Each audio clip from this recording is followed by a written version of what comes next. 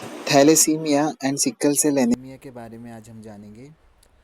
हम एकदम deep study तो नहीं करेंगे, लेकिन हम एक ओवरव्यू ले लेंगे उसका, ताकि हमें कोई पूछा, किसी ने हमें इस बारे में क्वेश्चन करा तो हम इसका जवाब दे सकें। So guys, what is thalassaemia? ये आप पढ़ सकते हो। Thalassaemia is a blood disorder passed down through families. इसका मतलब है कि ये एक बीमारी है, ब्लड की बीमारी है, जो कि पेरेंट्स से अपने बच्चों में जाती है।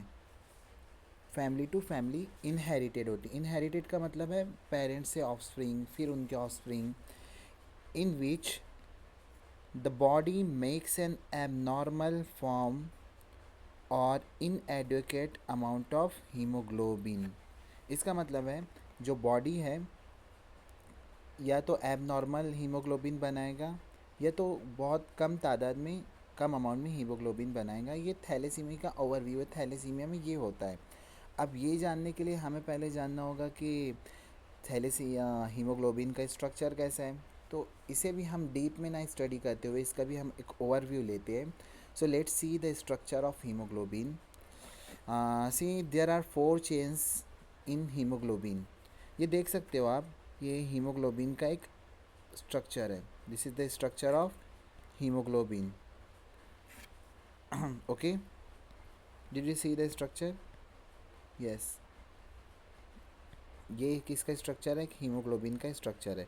अब हीमोग्लोबिन के स्ट्रक्चर में बीच में हीम प्रेजेंट रहेगा और उसके साइड में 4 चेन्स रहेगी। 4 चेन्स कौन कौन सी रहेगी चेन्स गाइस? उसमें फर्स्ट चेन्स रहेंगी, 2 चेन्स रहेंगी बीटा की एंड 2 चेन्स रहेंगी अल्फ़ा की। ये आप देख सकते हो, 2 beta chains and 2 alpha chains. Okay, उसके बाद हमें पता लग गया कि हीमोग्लोबिन का ये स्ट्रक्चर होता है। अब ये haemoglobin combine 270 millions of haemoglobin मिल के आरबीसी बनाता है। जब एक हीमोग्लोबिन 270 मिलियन हीमोग्लोबिन मिल के आरबीसी को तैयार करते हैं, जिसका शेप ये होता है। This is the normal shape of RBC which is round, और उसको हम बाइकॉन्केव भी कह सकते हैं। तो स्ट्रक्चर ऑफ हीमोग्लोबिन तो हमें ओवरव्यू समझ में आ गया।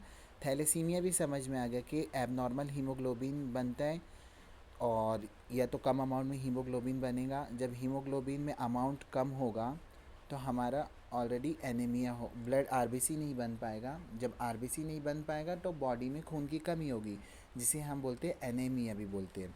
तो हम देख सकते हैं कि थैलेसीमिया में 2 टाइप का थैलेसीमिया होता है। First is alpha thalassaemia, as you can see here. First is alpha thalassemia and second is beta thalassemia.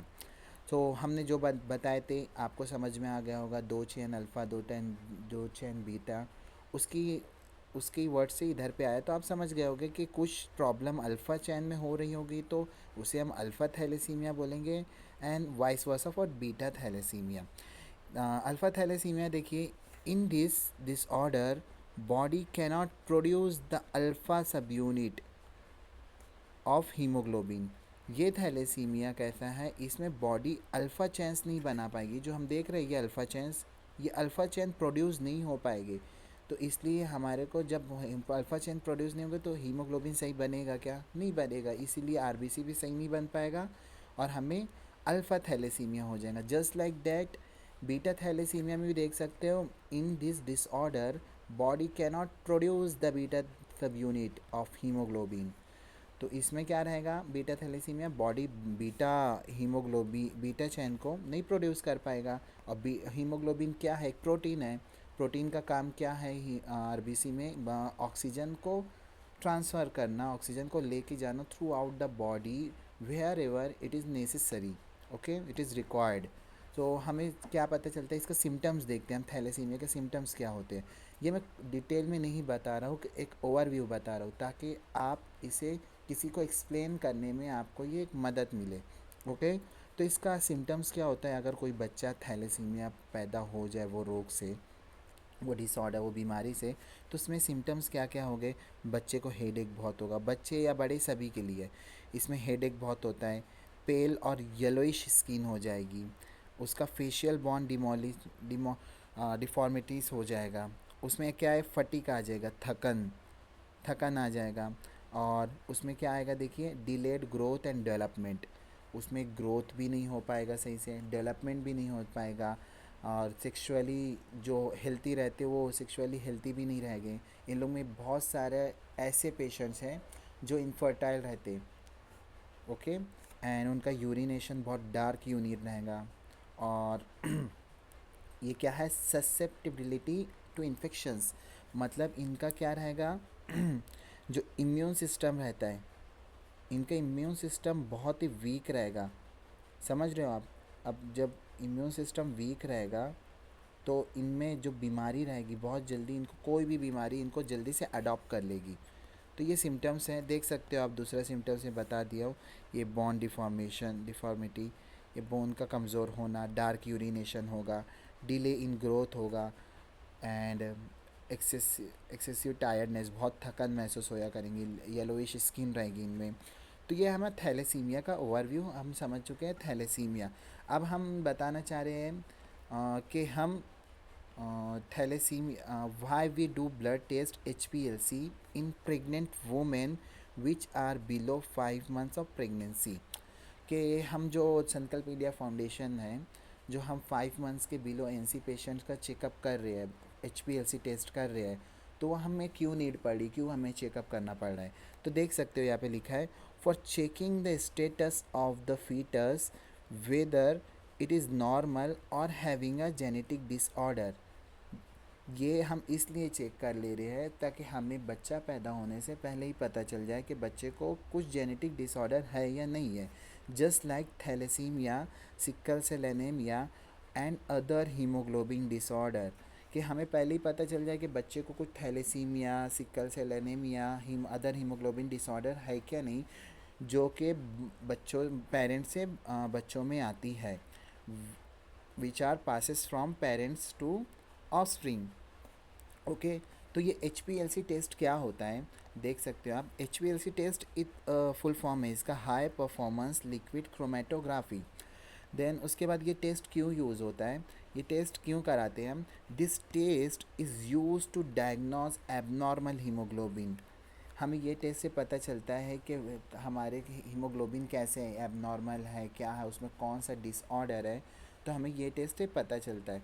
अब देख सकते हो हम एक चार्ट बना है, फ्लो चार्ट, इसमें बताया जा रहा है कि कैसे पेरेंट्स से ऑफस्प्रिंग में, मतलब उनके बच्चों में ये चीज़ ट्रांसफ़र होती है। तो आप ये देख सकते हो, जब भी आप किसी पेशेंट्स को बता रहे हो, और पेशेंट्स को कभी समझाना है, if the wife and the husbands come positive, उनके वाइफ और हस्बैंड पॉजिटिव आए, और जब आप उनकी काउंसलिंग कर रहे हो तब आप उन्हें ये चीज़ समझा सकते हो। देखिए, how trait is passed, okay बेटा, how trait is passed on. देखिए ये नॉर्मल हस्बैंड है, देख सकते हो आप, नॉर्मल है, ओके। और ये थैलेसीमिया ट्रेट, इनमें मतलब थैलेसीमिया ट्रेट है, मतलब ये माइनर है, ओके। ये नॉर्मल और ये माइनर, तो इसका जब ये दोनों का हम चार्ट देखेंगे तो इसमें एक भी बच्चे को पॉजिटिव डिसऑर्डर नहीं रहेगा, मेजर नहीं रहेगा। जैसे आप देख सकते हो, ये नॉर्मल आया, ये नॉर्मल आया, और ये दोनों आए अपने ट्रेट आए, मतलब ये हम माइनर में कंसिडर करेंगे, ये भी एक नॉर्मली की तरह होते हैं, इन्हें इतना प्रॉब्लम नहीं होता है। तो इसे हम, ये 50% चांसेस रहेगा कि हमारा ट्रेट आए, और 50% चांसेस आएगा कि हमारा नॉर्मल आए, ओके। आप देख सकते हो 50% चांसेस की वजह से हमने आपको पूरा बता दिए। तो अगर हस्बैंड नॉर्मल रहें और वाइफ थैलेसीमिया कैरियर रहे तो इसमें हमें कोई प्रॉब्लम नहीं आएगा, ओके। देन अदर साइड पे हम देख सकते हैं, अगर हस्बैंड भी पॉजिटिव रहे, कैरियर रहे, और वाइफ भी कैरियर रहे, तो हमें इसमें चांसेस है 25% ऑफ द चांसेस के बेबी पॉजिटिव आए, मेजर आए, अफेक्टेड आए। तो हमें इसी चीज़ को मिनिमाइज़ करना है, हमारे यही गोल है, ये चीज़ हम मिनिमाइज़ करना है। और देखिए उसमें 75% of the chances, 75% of the chances कि बच्चा नॉर्मल आ सकता है। नॉर्मल मीन्स उसमें मिक्सड है, 50% of the healthy carrier and फिर 25% ऑफ द नॉर्मल, 75% चांसेस है बच्चा नॉर्मल आए, ओके। देन हम इसे देख सकते हैं 50% जो चांसेस रहेगा इसका कैरियर रहेगा, जो कि नॉर्मली की तरह होगा, इसमें कोई दिक्कत की बात नहीं रहेगी। एक अफेक्टेड रहेगा 25% chances, and 25% of the chances baby are normal. Okay, then हम ये चीज़ से उन्हें एक्सप्लेन कर सकते हैं थैलेसीमिया के चार्ट के through. Okay, then we are going through what is sickle cell anaemia. तो गाइस, जब सिकल सेल के बारे में हम जानना चाहते हैं कि sickle cell anaemia is a inherited disorder. मैं इनहेरिटेड का मतलब आपको बताया था, passes from parents to child to offspring, मतलब जो माँ बाप से बच्चों में बीमारी आती है। In this disorder it affects the shape of red blood cell. ये क्या डिसऑर्डर, ये बीमारी ऐसी है कि ये आरबीसी के शेप को चेंज कर देता है, और ये which carry oxygen to all parts of the body. बराबर, ये पूरा जो आरबीसी रहता है, हीमोग्लोबिन जो इसमें रहता है, क्या काम करते हैं वो ऑक्सीजन को पूरे बॉडी के पार्ट्स में लेके जाने का काम करता है। तो देखिए कैसे शेप चेंज होते हैं, हम पढ़ते हैं।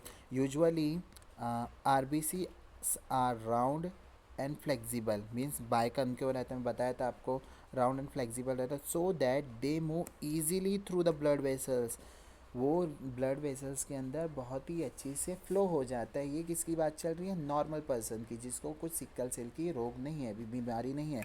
तो मैं इसका एक इमेज लाया था, देखिए ये, इसको थोड़ा सा जूम कर देता हूँ मैं। ओके, ये है हमारे, ये आप देख सकते हो, ये है हमारे sickle, stiff and sticky sickle cells. ये है हमारे सिक्कल सेल है आरबीसी, जो सिक्कल शेप के हो जाते हैं, तो वो चिपचिपे भी होते हैं, और ये ब्लड वेसल्स में अटक जाते हैं। ये ब्लड वेसल्स में देख रहे हो स्टक हो गए, यहाँ पे अटक गए, तो इसकी वजह से क्या होता है, ब्लॉकेज ऑफ ब्लड वेसल्स होता है, और इसमें बहुत ज़्यादा पेन होता है। और इसी तरीके से आप देख सकते हो हमारा नॉर्मल आरबीसी है, नॉर्मल आरबीसी, तो हम देख सकते हैं इधर कितना इजीली फ्लो कितना इजीली जा रहा है, और यहाँ पे पूरा स्टक होके रह गया। तो ये प्रॉब्लम क्रिएट होती है सिकल सेल डिसीज़ में, और ये है हमारा नॉर्मल वाला। तो देख सकते हैं गाइज, मैंने इधर क्या लिखा था, but in sickle cell disease produce unusual shape of RBC. Sickle cell disease में आरबीसी का शेप सही नहीं रहता है। That can cause problem because they do not live as long as healthy blood cells and can block the blood vessels. इसकी life span भी कमी रहती है। नॉर्मली एक आरबीसी की लाइफ स्पैन है 120 डेज़। ओके, उसके बाद वो स्प्लीन में जाके डिजनरेट होते हैं, और पर ये नॉर्मल आरबीसी का है, नॉर्मल आरबीसी का है। लेकिन जो सिक्कल सेल आरबीसी रहते, उनका लाइफ स्पैन बहुत ही कम होता है नॉर्मल आरबीसी के, और ये क्या करते हैं, ब्लड वेसल्स में ब्लॉकेज क्रिएट कर देते हैं, जिसकी वजह से पेन होता है। तो देखिए नीचे क्या लिखा हो, sickle cell disease is a serious and lifelong health condition. मतलब ये चलता ही रहेगा ज़िंदगी भर के लिए। एक बच्चा अगर सिक्कल सेल डिसीज़ से पैदा हो जाता है, तो ये ज़िंदगी भर उसको बीमारी लगे रहेगी, और इसमें हम मेडिसिन से सिर्फ मिनिमाइज़ या कुछ उसके पेन को कम कर सकते हैं, डिसीज़ को हरदम नहीं हटा सकते। तो हमारा यही है कि हम पूरा इंडिया को free thalassaemia, free sickle cell disease India बनाए, हमारा यही प्रोजेक्ट है। तो यह देख सकते हो, our aim is to minimise genetic disorder in India. Sankalp India foundation क्या कर रहा है, जितने भी डिसऑर्डर हैं, सॉरी, जितने भी जेनेटिक डिसऑर्डर हैं, थैलेसीमिया, सिकल सेल एनीमिया, उनको मिनिमाइज़ करने की कोशिश कर रहे हैं हम लोग। That's why we are detecting whether a child has an any disorder before birth. हम वही देख रहे हैं कि बच्चे को कुछ डिसऑर्डर नहीं है, बच्चा पैदा होने से पहले ही हम पता कर ले, so that we can make necessary decisions in advance. अगर बच्चा पॉजिटिव आता है, तो हम डिसीजन एडवांस में कर सकते हैं कि हमें तकलीफ़ अभी चाहिए, या हमें बच्चा पैदा होने के बाद वो हम तकलीफ़ देख सकते हैं अपनी आंखों से। So working towards thalassaemia and sickle cell anaemia free India, हम यही इस पे काम कर रहे हैं। अब देख सकते हो गाइस, नीचे हम इधर मैं आपको एक चीज़ बताने जा रहा हूँ, जस्ट अ सेकेंड ना। अब सिकल सेल में क्या रहता है, दो तरह के पैटर्न आते हैं, दो तरह के देखिए ये नॉर्मली क्या रहता है, HbA, HbA, ये क्या है, नॉर्मल है। ओके, सेकेंड है HbA, HbS, ये क्या है, कैरियर है। Okay, carrier. This one is normal. And third one is HbS, HbS. This one is disease. Okay, means positive. Understand? तो यहाँ पे हम नॉर्मली इसको A S, S A, double S, तो ये पैटर्न हम नाम देते हैं. ओके, आप लोग समझ रहे होंगे, डबल ए एस और S S double S pattern. Okay, तो गाइज यही बताना चाह रहा हूँ कि इसका चार्ट कैसा रहेगा. देख सकते हो आप इसका डायग्राम कैसा रहेगा, कैसे ये फ्लो करता है. तो फादर जो है, इसका फादर है, कौन सा पैटर्न बता रहे गाइस? फादर है A S pattern. Just I am changing the colour of the pen. Okay, father is A S pattern and mother is also A S pattern. Did you see? बराबर, this A S. Okay, अब इसमें chances क्या रहेगा कि बच्चे को chances कितना रहेगा कि वो पॉजिटिव आए, सिकल सेल डिसीज़ आए उसमें. तो देख सकते हो आप 25% चांसेस सेम इसमें भी वही है कि बच्चा पॉजिटिव आ जाए, मेजर आ जाए, सिकल सेल डिसीज़ आ जाए इसमें. और जो 50% ऑफ द चांसेस रहेगा तो वो कैरियर आ जाएगा. तो कैरियर का कोई प्रॉब्लम नहीं, हम वो भी जी सकते हैं, उसमें भी कोई दिक्कत नहीं, वो भी नॉर्मल जैसे ही रहेगा. और 25% ऑफ द चांसेस रहेगा कि बेबी एकदम नॉर्मल आए. ओके, आपको समझ रहे हैं? आप देख सकते हो कैसे इसका चैट पैटर्न है. 25% चांसेस है double S I means positive, 50% of the chances है A S I means carrier, and double A आने का चांसेस है 25%. ये चार्ट आपको इजी हो जाएगा जब किसी पेशेंट का CVS कराना रहे. तो आप उन्हें जब उनका पेशेंट का रिपोर्ट जब उन्हें समझाना रहे तो आप ये चार्ट उन्हें बता सकते हो कि आपको अभी भी चांसेस है कि आपका बच्चा 75% चांसेस है कि आपका बच्चा नॉर्मल रहे. बहुत सारे पेरेंट्स घबरा जाते, जस्ट लाइक दैट. अभी हम इसमें भी चेक करे थे. तो ये ऐसी ही प्रॉब्लम है. और ये नॉर्मली ओवरव्यू है सिकल सेल और थैलेसीमिया का. और हम सिर्फ ऊपर ऊपर से देखे हैं ताकि आपको काउंसलिंग में हेल्प हो जाए, किसी कोई पूछा उसको बताने में हेल्प हो जाए. Okay, thank you.